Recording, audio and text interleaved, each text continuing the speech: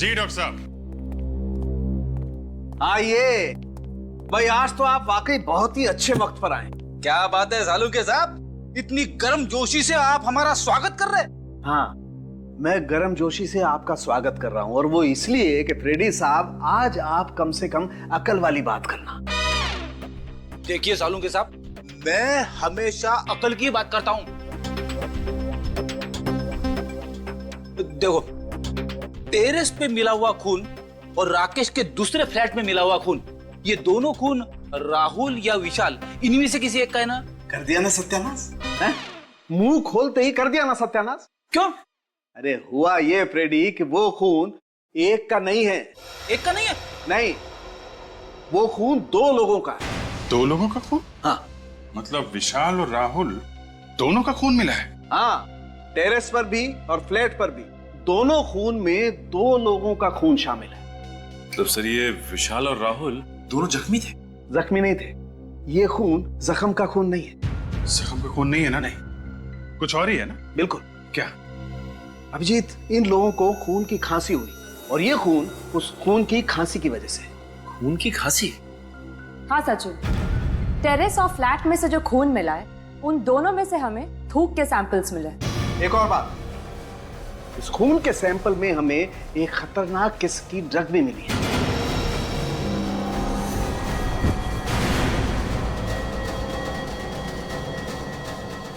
Tarika, Tarika,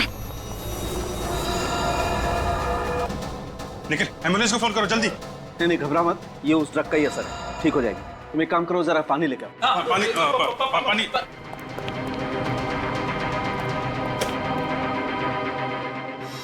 Tarika, Tarika, Tarika, you okay? Sir, आ जाओ।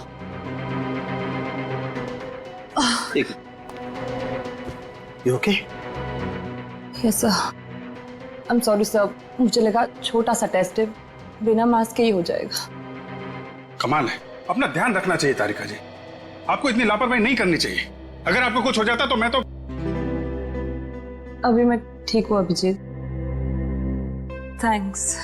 ध्यान रखिए आप। सर वैसे इस ड्रग का नाम क्या है जिसकी वजह से इतना सब कुछ हो रहा है? बैक्सट्रॉल 100 बहुत ही खतरनाक ड्रग है। एक बार ये ड्रग शरीर के अंदर गई, खून में शामिल हुई, तो 15 मिनट से ज्यादा जिंदा रहना नामुमकिन है।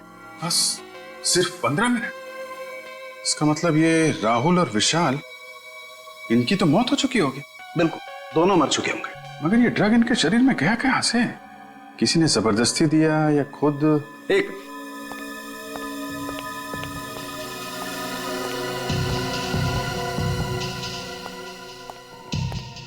विजीत, ये जरा बॉटल के ढक्कन को गौर से देखो।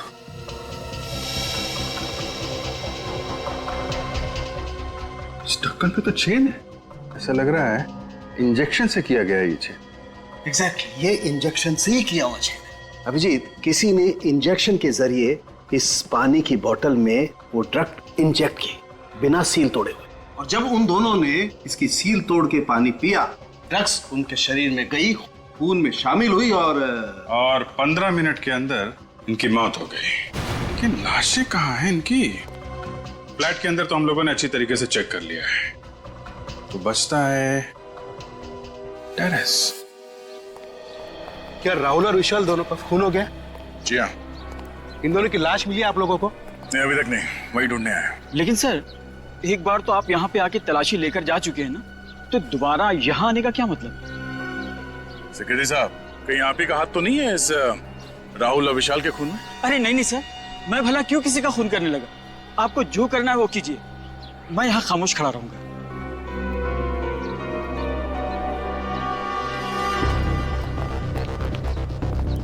ये सब तुम्हारी वजह से हो। न तुम उन दोनों को किराए पे मकान देते, न आज ये नौबत आती। तुम शायद भूल रहे हो कि फ्लैट देने से पहले एनओसी तुमने दी थी। ये खून के छींटे देखो।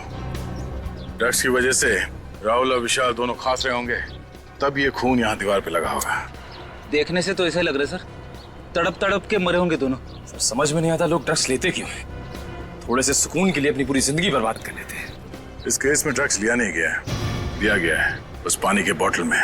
सर अगर इस दीवार पर खून के छींटे उनके खांसने से आए हैं, तो इसका मतलब उस वक्त वो लोग जिंदा रहे होंगे। हाँ, मगर ज्यादा देर तक जिंदा नहीं रहे होंगे। डॉक्टर सालुंके ने बताया था ना कि इस ड्रग के असर से 15 मिनट में इंसान ढेर हो जाता है। इस टेरस को अच्छी तरह से देखो, छन मारो।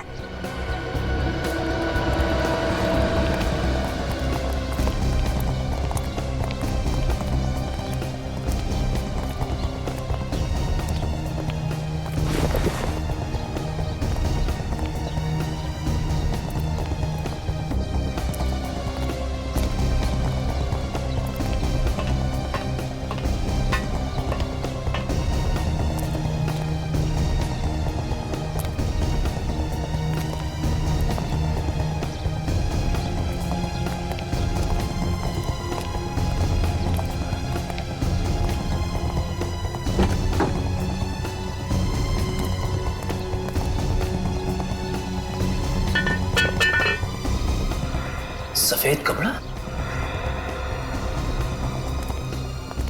सर निखिल, सर इस टंकी के अंदर सफेद कपड़ा मिला है। सर शायद वही कपड़ा है जिसे गीता जी ने उस आत्मा को पहने हुए देखा था।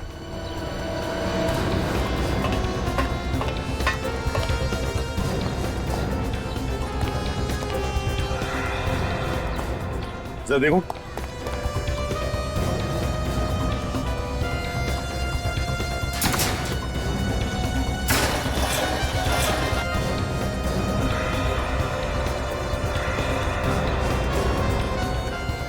ये क्या है? सर यहाँ पे तो लाश है। लाश?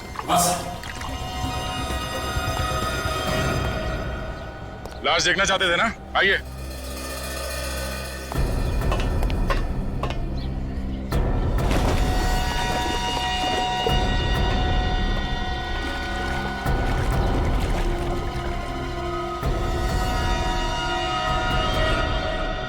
क्या कहना है? ये तो राहुल है। सर यार दूसरी लाश तो नहीं है। सर, सर जल्दी आइए। निखिल,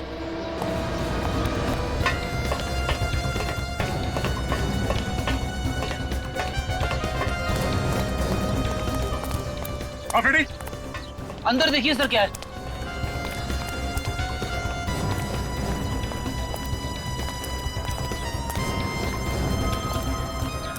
ये देखिए सर, ये खुफिया जगह जैसी लग रही है। अंदर चल के देखते हैं।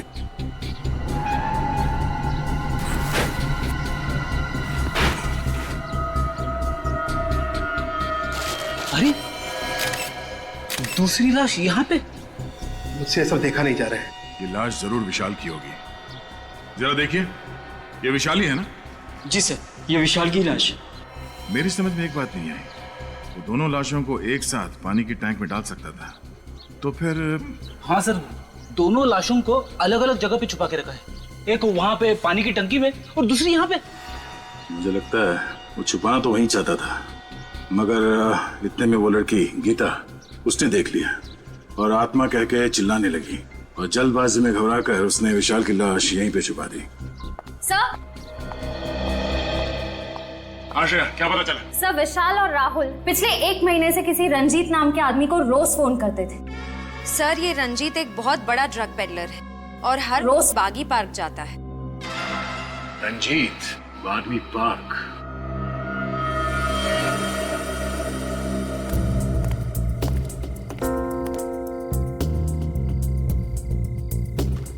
सर पार्क में तो कोई ड्रग्स बेचने वाला नजर नहीं आ रहा है। लगे रहो फ्रेडी, वो आएगा, जरूर आएगा। चना ले लो, चना गर्मा गर्म चना ले लो भाई साहब। चना भाई साहब, चना ले लो गर्मा गर्म। अरे फर्स्ट क्लास है साहब, ले लो। सर ले लेंगे बाद में। चना ले लो, चना गर्मा गर्म चना ले लो। चना ले लो भाई साहब, चना ले लो गर्मा गर्म। चना गर्मा गर्म चना। जी भाई साहब। वैसे आपकी घड़ी में टाइम क्या हुआ है? मेरी घड़ी खराब हो गई। 8:15। अच्छा ये बताओ कि यहाँ पे माल कौन बेचता है? अरे साहब माफ करो, चना ले लो। चना गर्मा गर्म। अरे भैया मुंह में दांत नहीं है, चने खिला रहे हो भाई। चना ले लो, चना गर्मा गर्म। चना ले लो भाई साहब। चना गर्मा गर्म चना ले लो। चना गर्मा गर्म चना ले लो भाई साहब, चना चना, गर्मा गर्म चना ले लो भाई साहब, चना चना। श्रेया ने एमएमएस भेजा है, इस रंजीत की कुंडली मिल गई है, फोटो भी आ गई इधर। अब तो हम बड़ी आसानी से रंजीत को पकड़ सकते। इडली खाओगे फ्रेडी? इडली? हाँ हाँ, ड्यूटी के वक्त खाने की बात मत करना। खाना सामने हो तो खा ही लेते हैं। अरे भाई सुनो। हाँ साहब। आओ भाई सचिन, इडली खाते हैं। जरा इडली लगा। हाँ। कितने की इडली है? 15 रुपए प्लेट साहब। भाई 15 रुपए तो बहुत महंगी बेच रहे हो तुम, थोड़ा सस्ता करो। 10 रुपए? ठीक है साहब, आप भी क्या रखोगे, आप 10 रुपए दे देना। मेरी समझ में ये नहीं आ रहा है कि अगर ये सबको ऐसी डिस्काउंट देता रहेगा तो इसका घर कैसे चलेगा? घर चलाने के लिए ये दूसरा माल बेचता है फ्रेडी। दूसरा वाला माल? ये आप कौन से दूसरे वाले माल की बात कर रहे हैं साहब? अरे वो ड्रग्स। ड्रग्स? हाँ रंजीत बाबू, ड्रग्स। आप मेरा नाम कैसे जानते हो साहब? नाम तो क्या, हम तो तुम्हारा पूरा इतिहास जानते हैं। ड्रग्स बेचता है? साहब मुझे छोड़ दो साहब। जाने दे। ड्रग्स बेचने वाले से मुझे बहुत नफरत है।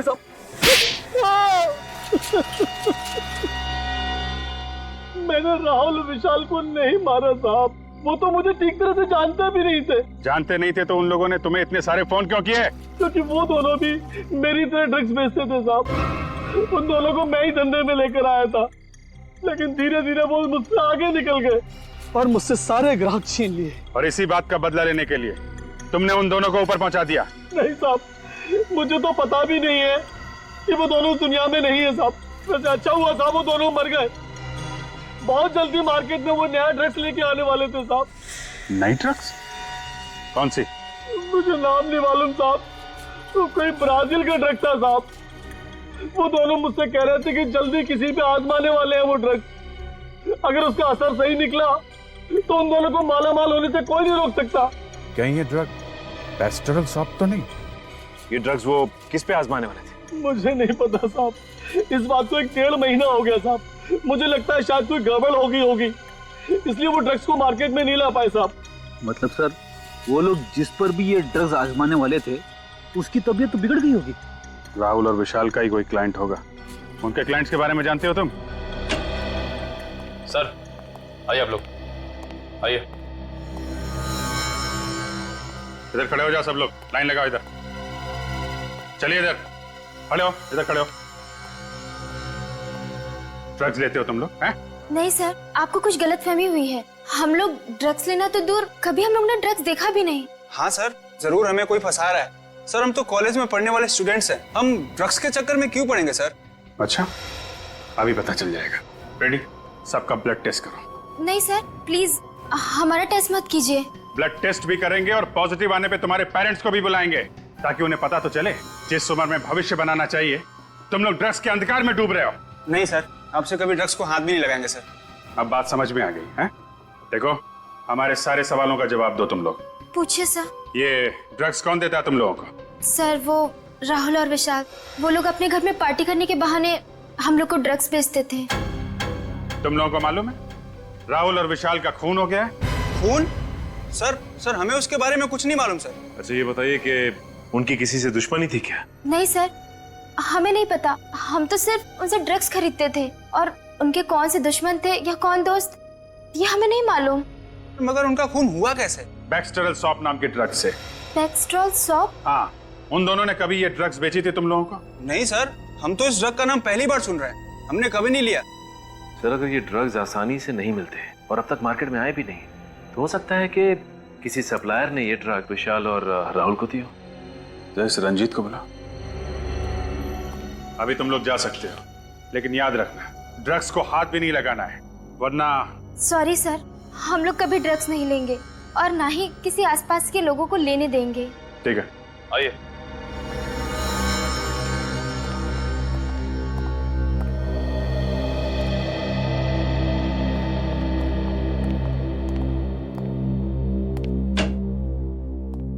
सर, रंजीत। रंजीत, बैक्सटेरल सॉप ये ड्रग कौन सप्लाई करता है? मोंटी। मोंटी? हाँ साहब, मोंटी पेशे से बिजनेसमैन है, लेकिन उनके सफेद धंधे के पीछे ड्रग्स का काला धंधा छुपा हुआ है साहब। मोंटी, चलो जरा इस मोंटी से मिल लेते हैं। क्या सोच रहे हो? कुछ नहीं। आजकल मैं देख रही हूँ कि तुम कुछ ज्यादा ही सोच रहे हो। हाँ, क्या सोच रहा हूँ मैं? यही कि तुमने मेरे पीछे जासूस लगा रखा है। जासूस? क्या बकवास कर रही हो तुम? मैं कोई बकवास नहीं कर रही हूँ, मैं बिल्कुल सच कह रही हूँ। तुमने मेरे पीछे जासूस लगा रखा है। अच्छा, अगर मैंने तुम्हारे पीछे जासूस लगा रखा है तो तुम्हारे पास इस बात का क्या सबूत है? है सबूत? सबूत है? हाँ है। सबूत है तो पेश करो ना, देरी किस बात की है? सबूत भी पेश करूंगी। और वो? और वो? और वो क्या? वो बोलो ना, और वो क्या?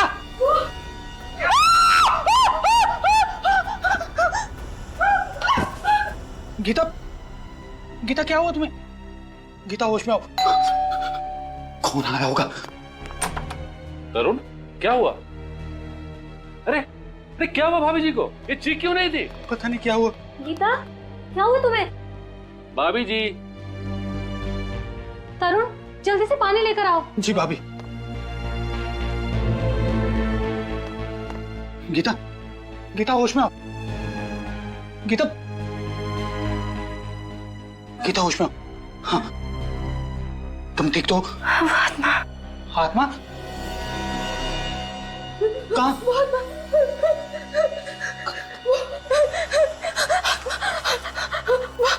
सामने वाले टेरेस पर। लेकिन वहां तो कुछ भी नजर नहीं आ रहा गीता। तरुण, मेरा विश्वास करो, वहां मैंने आत्मा देखी।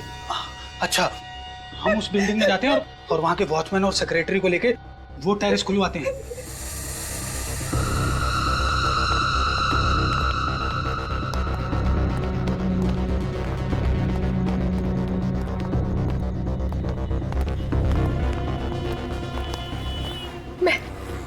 मैंने यही चलते हुए देखा था उसे। लेकिन यहाँ पे तो कुछ भी नजर नहीं आ रहा है।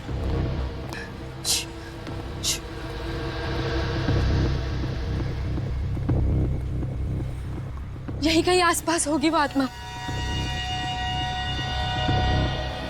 भाभी जी, आप भी ना। अरे आप जैसी पढ़ी लिखी औरत इस तरह की बात कर रही है? कोई आत्मा वात्मा नहीं होती। होती है, मैंने उसे अपनी आंखों से देखा और मेरी आंखें कभी धोखा नहीं खा सकती। तुम्हें किसने कहा कि आंखें धोखा नहीं खाती?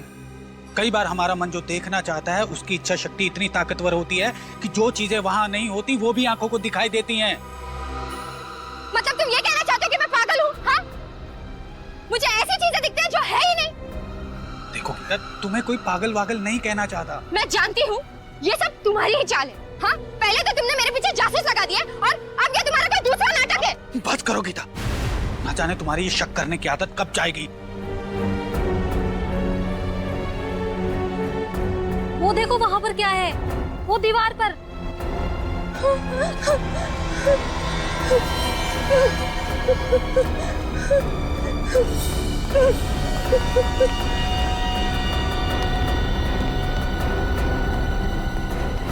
ये तो खून है।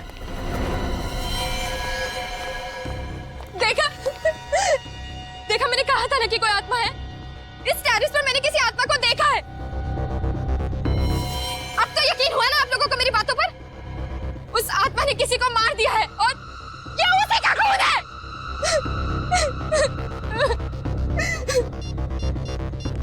हमें सीआईडी को फोन करना चाहिए। हेलो सीआईडी, ये देखिए सर, ये देखिए, ये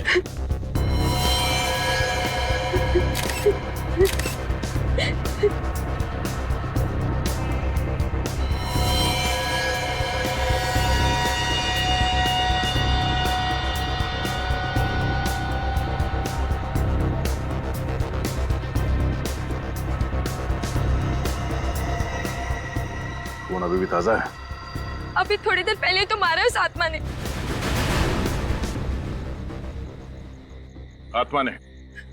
आत्मा के पास कोई चाकू वगैरह था क्या जो उसने मारने वाले का खून निकाल दिया? हाँ?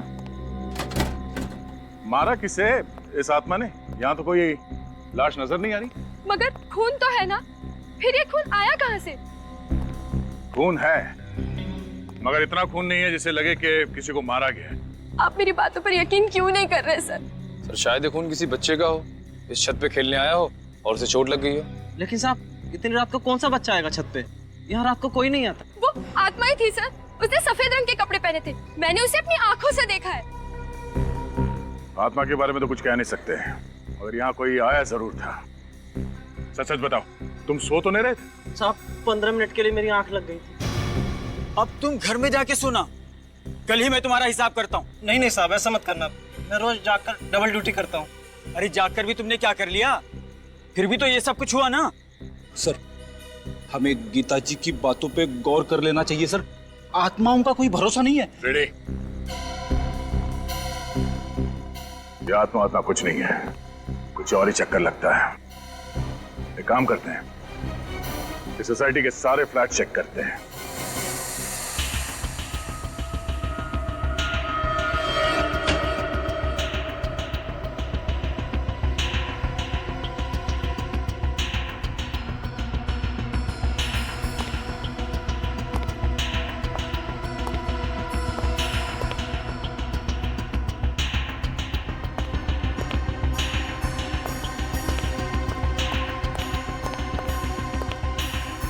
सुमित,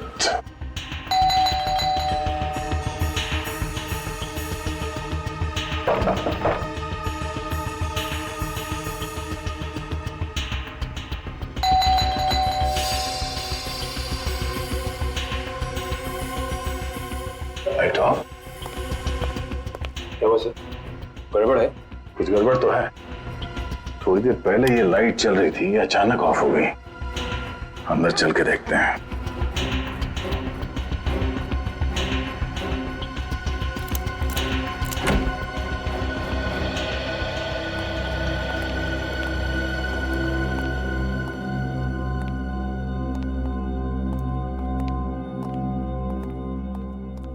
सर वो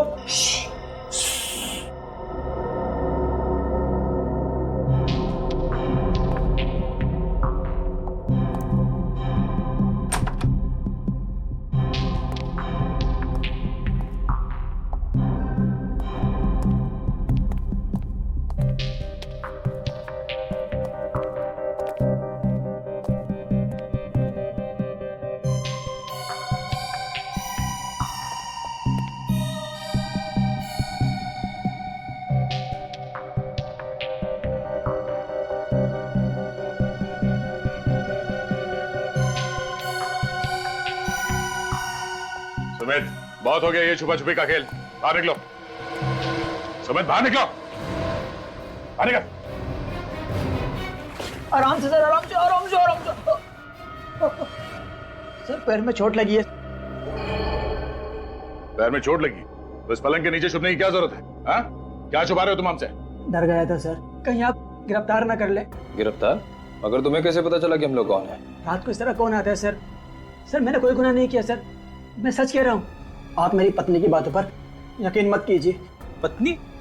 ये पत्नी कहाँ से आ गई बीच में? आप लोगों को मेरी पत्नी ने नहीं भेजा। नहीं, तुम्हें क्यों लगता है कि तुम्हारी पत्नी तुम्हें गिरफ्तार करवाना चाहती है? उसने मुझ पर झूठा केस कर दिया है कि मैं उसे दहेज के लिए परेशान करता हूँ। अब मैं बेचारा शरीफ आदमी उसके सामने चू तक नहीं करता, उससे दहेज कैसे मांग सकता हूँ?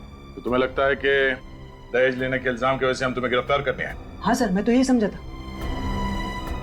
मगर आप लोग क्यों आए? बहुत जल्द पता चल जाएगा। हमारे साथ यहाँ पे कोई और भी था थोड़ी देर पहले?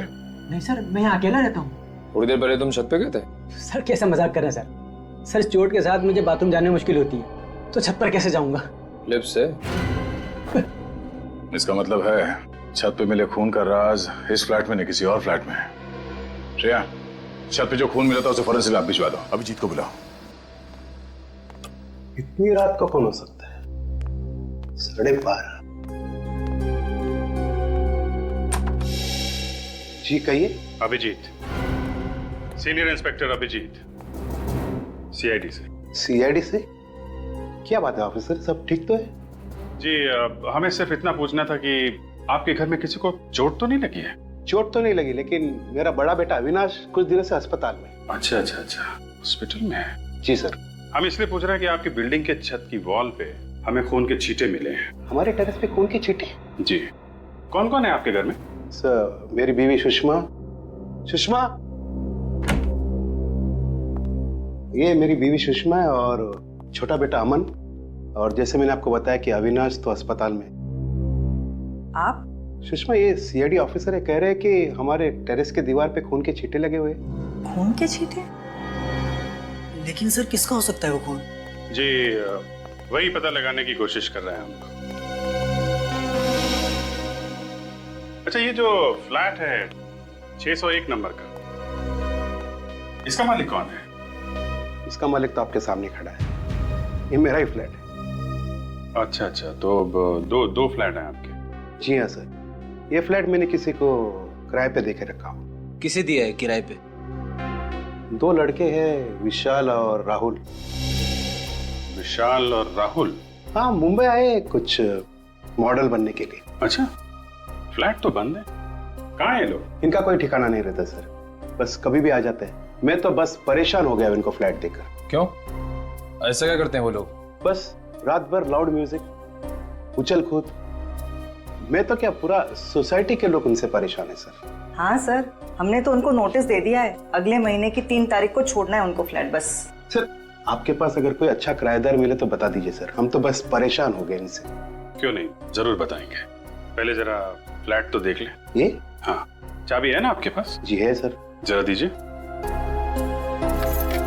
ले लीजिए सर।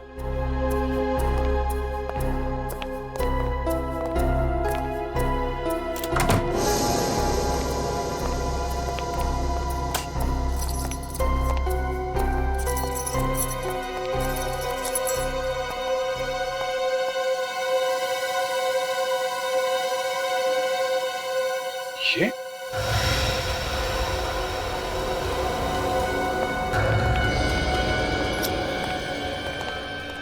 यहाँ पे भी खून? शीशे के ऊपर इतने सारे खून के छींटे? कर चेक करो। सर, ऊपर छत की दीवार पे जो हमें खून के छींटे मिले थे, कहीं वो विशाल या राहुल, इन दोनों में से किसी के तो नहीं है? हो सकता है। ये खून फ्लैट के अंदर कहाँ से आया? सर इसके बारे में मुझे कुछ नहीं मालूम सर। विशाल और राहुल को फ्लैट देने से पहले उनके बारे में अच्छी तरीके से जांच पड़ताल की थी ना आपने? सर अच्छी तरह से जांच पड़ताल करने के बाद ही तो उनको फ्लैट दी थी सर। सर मानिक, ये देखिए सर, बेडरूम में इस बॉटल के पास इतना सारा खून पड़ा हुआ है।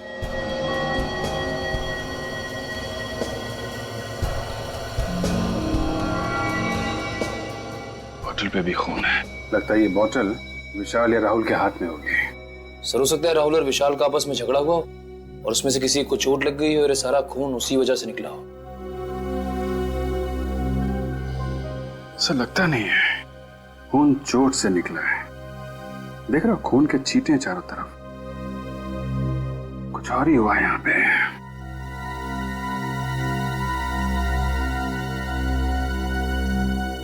आपके पास विशाल और राहुल का फोन नंबर है? जी सर। फोन लगाइए उनको, यहाँ बुलाइए। और सुनिए, उनको बताइएगा मत कि सीआईडी वाले यहाँ पे हैं। राहुल विशाल, समझ गए? ठीक है सर।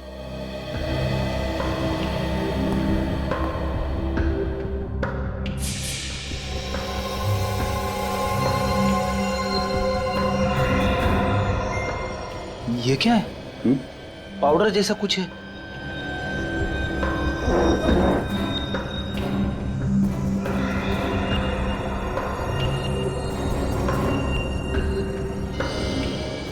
सर ये तो ड्रग्स है। ड्रग्स? ड्रग्स कहां से आई?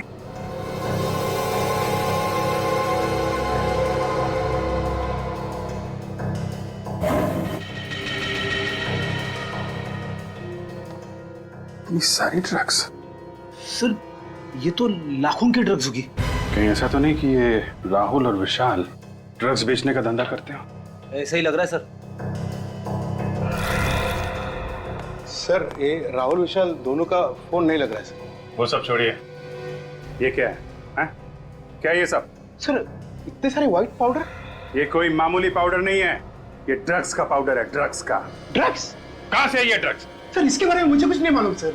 ये भगवान, मैं किस मुसीबत में फंस गया। सही कहा आपने, बहुत बड़ी मुसीबत में फंस गए आप। फ्लैट आपका, किराएदार आपके, फ्लैट के अंदर खून, ड्रग्स पड़ा हुआ है और आपको कुछ पता नहीं है। लेकिन मुझे कुछ नहीं मालूम है सर। इनको ब्यूरो लेके चलो। चलो चलो ब्यूरो लेके चलो। चलिए आप, चलो चलिए। अजीब इंसाफ है आपका। ड्रग्स मिली मेरे किराएदार के घर पे और फंस गए मैं खुद मकान मालिक। किराए का घर तो आपका ही है ना, और ये किराए का घर आपके घर के बिल्कुल बगल में। सब कुछ आपकी नाक के नीचे हुआ और आपको पता तक नहीं चला। हा? सर मैं पहले से ही बहुत परेशान हूं सर। अगर मुझे इसके बारे में जरा सा भी कुछ मालूम होता तो मैं खुद पुलिस के पास जाता। मिस्टर राकेश, विशाल और राहुल दोनों के फोन लगातार बंद आ रहे। आप मुसीबत में फंसते ही जा रहे और इसमें से बाहर निकलने का कोई भी रास्ता नजर नहीं आ रहा है, समझे? सर मुझसे बहुत बड़ी गलती हुई सर, उन दोनों को मकान भाड़े पे देकर। और तो और राकेश जी, हमें तो यह भी लगता है कि ये ड्रग्स का सारा व्यापार आपके फ्लैट से ही चल रहा था। क्या जवाब है आपका? मैं क्या जवाब दूं सर, इस चक्कर में मैं खुद फंसता जा रहा हूं।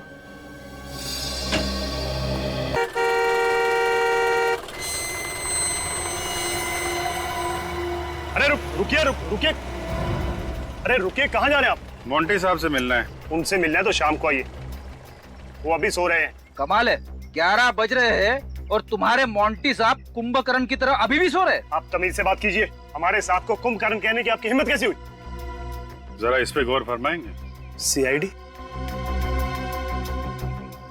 अब बताओ क्या कर रहे हैं आपके मोंटी साहब? वो वाकई में सो रहे हैं, क्योंकि रात को देर रात तक पार्टी करते हैं और फिर दोपहर के बाद ही उठते हैं।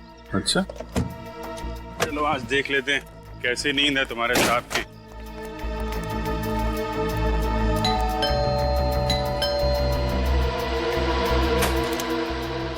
कहाँ है तुम्हारे मोंटी साहब? मोंटी साहब तो ऊपर वाले कमरे में सो रहे हैं। ऊपर? हाँ सर। चलो दिखाओ।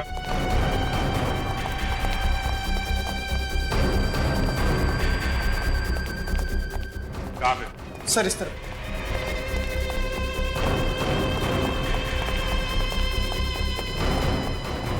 ये सर।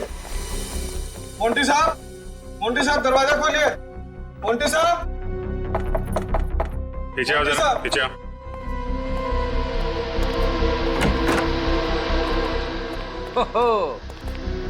देखा सर, मोंटी साहब के ठाट बाट शराब का ग्लास हाथ में लेके ही सो गए। जगाओ इसे पूछताछ करनी है। मोंटी, ओए मोंटी, ए मोंटी, उठ। लगता है बड़ी गहरी नींद में। शराब पीते पीते सो गया। अरे खून!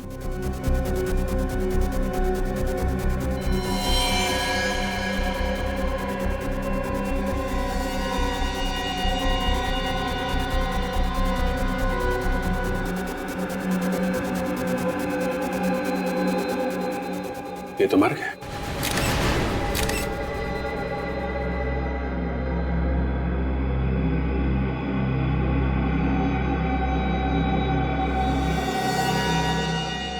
सर ये सब देख के तो लगता है कि इसकी मौत भी उसी ड्रग से हुई है जिस ड्रग से विशाल और राहुल की मौत हुई थी। विशाल और राहुल को पानी में मिला के ड्रग दिया गया था। इसे लगता है विस्की में मिला के दिया गया है। सर कहीं ऐसा तो नहीं कि उन्हीं को पता चल गया था कि हम लोग मोंटी तक पहुंच जाएंगे और उसने मोंटी को भी मार दिया? हाँ, मगर है कौन ये खूनी जो हर बार हमसे एक कदम आगे रहता है? आप लोगों का अंदाजा एकदम सही था। इस मोंटी का खून भी उसी बैक्सटर सॉफ्ट नाम की ड्रग से हुआ है जिससे विशाल और राहुल का खून हुआ है। ओह, और इस बार वो ड्रग इसे पानी में नहीं विस्की में मिला के दी गई है। बिल्कुल सही अभिजीत। विस्की का वो पैक जिसे पीते पीते बेचारा लंबी नींद सो गया। सर इसका मतलब खूनी मोंटी के कोई आसपास वाला ही आदमी था जो मोंटी के इतना करीब था कि उसकी विस्की में वो ड्रग मिला सके। और वो पास वाले खूनी तक पहुंचने का बस एक ही जरिया है, वो पीली इंक। पीली इंक? अब ये क्या चक्कर है? चक्कर नहीं है बाप, ये पूरा का पूरा केस ही दिमाग को घुमा देने वाला।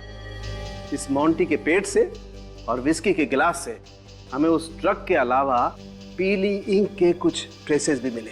विस्की में पीली इंक? ये विस्की में इंक मिला के पीने का नया फैशन है क्या? अरे मेरी तरफ देख के क्यों पूछ रहा है? तुम्हें मालूम है ना मैं शराब को हाथ भी नहीं लगाता। आपकी तरफ देखने का मेरा ये मतलब नहीं था सर। ठीक है। अच्छा सर ये इंक क्या जहरीली थी जो मोंटी की विस्की में मिलाई गई? नहीं सचिन, ये इंक बिल्कुल जहरीली नहीं थी। अगर ये जहरीली नहीं थी तो फिर मोंटी की विस्की में से मिलाया क्यों? मेरे ख्याल से खूनी इस ड्रग को पीली स्याही की खाली बोतल में लेकर के आया होगा, और जब वो ड्रग पीली स्याही की बोतल में डाल रहा था तो उस बोतल में पहले से ही उस स्याही के कुछ बूंदे रही होंगी और वो उस ड्रग के साथ साथ मिल गई, और जब उसने ड्रग विस्की में मिलाई तो ये पीली स्याही भी ड्रग के साथ साथ विस्की में घुल गई। मगर सर ये किस तरह की इंक है? मैंने आज से पहले कभी किसी को इस तरह पीली इंक का इस्तेमाल करते हुए नहीं देखा। वो इसलिए बच्चे कि पीली इंक अधिकतर कैलीग्राफी में इस्तेमाल होती है। कैलीग्राफी? कैलीग्राफी मतलब? फ्रेडी सर, जब अक्षरों को सुंदर बनाने के लिए एक इंस्ट्रूमेंट से यूं घुमा कर लिखा जाए तो इस लिखावट को कैलीग्राफी कहते हैं। अरे वाह सारिका जी, आपको कैलीग्राफी भी आती है? आपने कभी बताया नहीं। मैं भी कुछ बता दूं आपको? जी बताइए। ये पीली इंक बहुत कम दुकानों में मिलती है। बहुत कम दुकानों में मिलती है? ये बड़ी अच्छी बात बताई आपने डॉक्टर साहब, इससे तो हमारा काम काफी आसान हो गया। Excuse me. जी कहिए। पीली इंक है आपके पास? कौन सी वाली? वो कैलीग्राफी वाली पीली इंक। सुना सिर्फ आपकी दुकान पे ही मिलती है? हाँ हाँ, ये वाली पीली इंक? हाँ। ये हमारे यहाँ नहीं मिलेगी तो और कहाँ मिलेगी? सही निशाने पे लगा आपका तीर, वरना आप घूमते ही रह जाते, क्योंकि ये सिर्फ हमारी दुकान पे ही मिलती है। अच्छा, ऐसी क्या खास बात है इस इंक में जो सिर्फ आपकी दुकान पे मिलती है? एक तो मांग कम है, विदेशी मंगानी पड़ती है और अपने देश में बनती नहीं है। मांग कम है तो फिर तो इसे खरीदने वाले लोग भी कम ही होंगे। हाँ, 2-4 जन है वही खरीदते हैं और वही खरीदने आते हैं। आप लोगों को क्या नया शौक लगा है कैलीग्राफी का? नहीं, हमें कैलीग्राफी का कोई शौक नहीं है। हम लोग CID से हैं। CID? इंक नहीं चाहिए? नहीं, इंक नहीं चाहिए, इंक खरीदने वाले चाहिए। आपने जिन जिन लोगों को इंक बेची है उनके नाम और नंबर हैं आपके पास? नाम नंबर चाहिए, इंक नहीं चाहिए। इंक नहीं चाहिए, सिर्फ नाम और नंबर चाहिए, है ना आपके पास? हाँ है ना, बल्कि हम लोग तो कई बार इंक उनके घर पे दे के आते हैं। वैसे बात क्या है सर? ये बड़ी लंबी कहानी है और हमारे पास वक्त भी बहुत कम है। आप बस नाम और नंबर दीजिए। हेमंत, प्रिया, अभिषेक। हाँ? ये तो हमारी आंखों के सामने ही था और हम इसे देख नहीं पाए।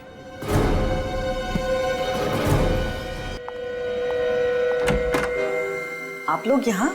खूनी पकड़ा गया क्या? जी हाँ, उसी को पकड़ने आए हैं यहाँ पे। खूनी को पकड़ने आए? वो भी हमारे घर में? क्योंकि खूनी आपके घर में ही है। आप लोग फिर से आ गए? क्या बात है? देखो ना राकेश, ये लोग कह रहे हैं कि खूनी हमारे घर में है। आप कैसी बातें करते हो? जरा सोच समझ के बात कीजिए।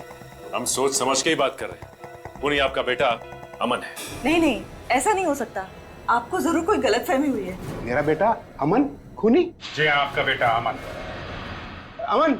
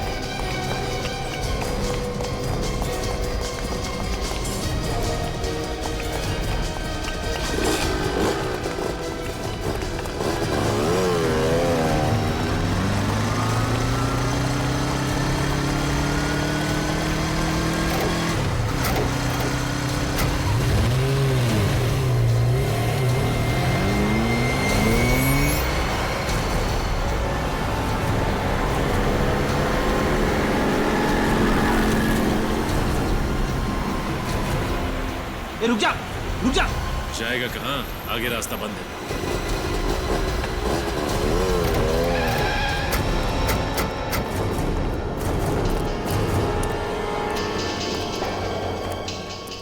भाग रहा था?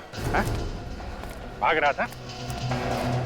CID से भागने के सपने देखने की कोशिश बहुत मुजरिमों ने की, लेकिन आज तक ना कोई भाग पाया है ना भाग पाएगा।